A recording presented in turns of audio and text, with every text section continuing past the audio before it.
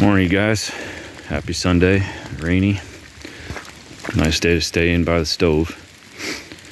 I just got a Knuckleboom yesterday. I was driving home thinking, what am I getting into? I mean, the thing is such a hunk of junk. It's so old. It's so worn out. There's probably 50,000 hours on it. It's hard to think that you can drag something like this home and not immediately have to sink twice as much as it's worth into it. And I know that. I've been down this road. That was exactly what I thought. I gave $5,200 for it.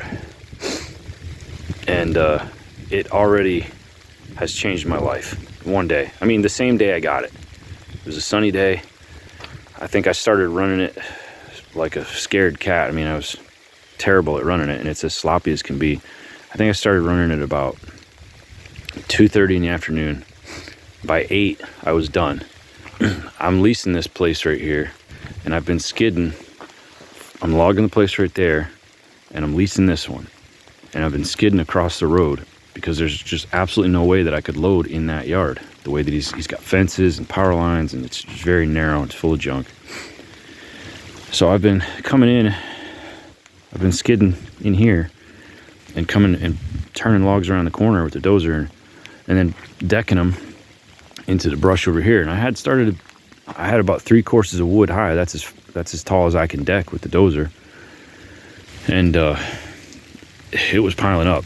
It was out to here where I could barely unhitch. I was actually having to drive forward and go around. There's a burnt house foundation right there.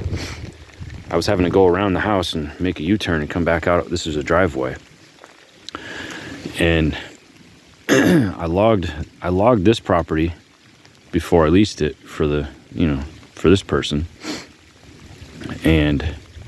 But I did it in the winter. So my big fork truck was able to come in here. I set it up the same way.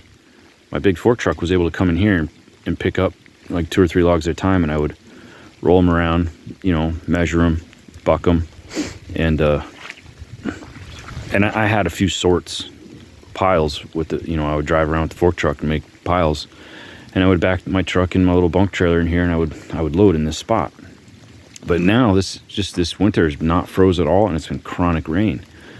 I would be 3 feet deep in that if I drive the fork truck in. It's 4-wheel drive, it's articulated, but it's 25,000 pounds, and it'll just squeeze water right out of the desert. I mean, it'll sink. There's no question about it. As soon as you put the logs on, it'll sink. So this was all full of logs. Yesterday, what I did was I took some of these firewood sticks and I just laid them out like a buck saw rack. And I pushed.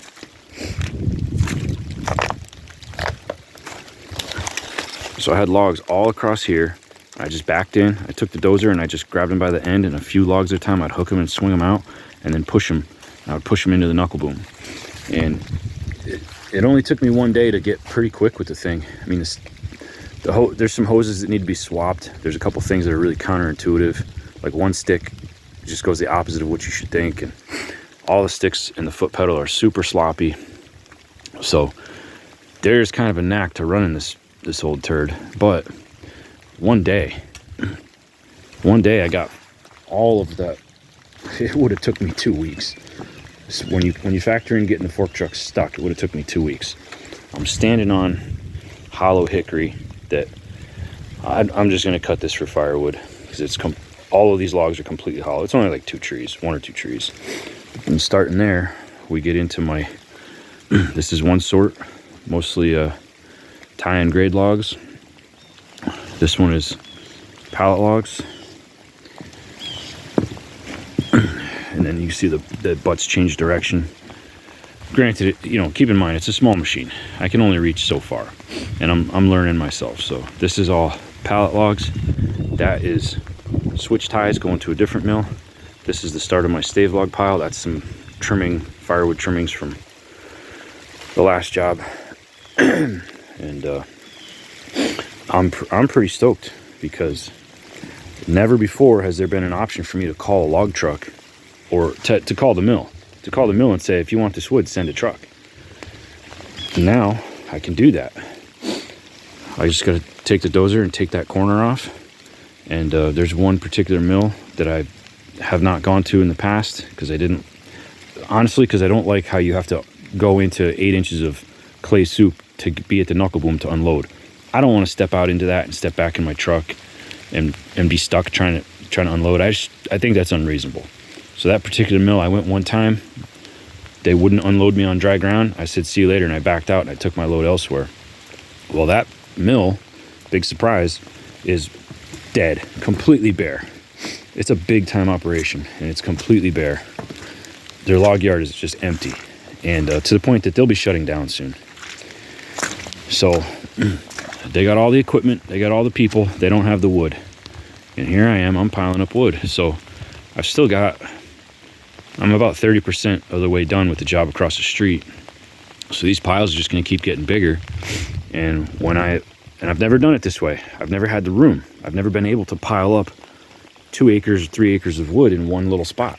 It's always taken a huge amount of land, and an articulated forklift, yeah, it can pick up a lot of weight, but it takes a humongous amount of room to operate. You got to have roads, like, you know, all over the place.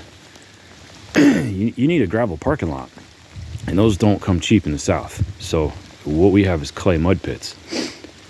A Knuckleboom, this is why the South runs on Knucklebooms. Just, that's all there is to it. I paid $5,200 for that machine. They're super cheap and they work, you know. And whole tree skidding is, you know, our timber is not really high value. So you have to be, if you're low value, you have to be high production. What's more high production than whole tree skidding to a Knuckleboom with a buck saw and loading a log truck? I mean, how else can you get that many board feet in a day moved? Just, there's no other way. So that's why the South is set up around this system. Pacific Northwest can do whatever they want because they've got massive amounts of fiber per acre. The dollar per acre in the Pacific Northwest is probably 10 times that of in the Southeast. So the systems just don't compare, and I'm tired of being told by people from different systems how the South should do it. Come here and try it. Put some Crisco on a mirror and make it 45 degrees uphill and try to walk up that. Then, you know, once you've done that, then tell me you're going to get a piece of equipment and hook 3 trees behind it and walk up it with a forwarder. Good luck. You barely get a skidder up it, barely get a dozer up it, and then you winch at the top. That's just life. It's just how it is. Anyhow, so I'm so excited because there's a really good chance that in a couple weeks there'll be a log truck backing up here and all of this wood will go on at one time, and I won't spend a week hauling it with a little truck and trailer, sucking up my fuel and wearing out my equipment. So life changer for me. Praise the Lord.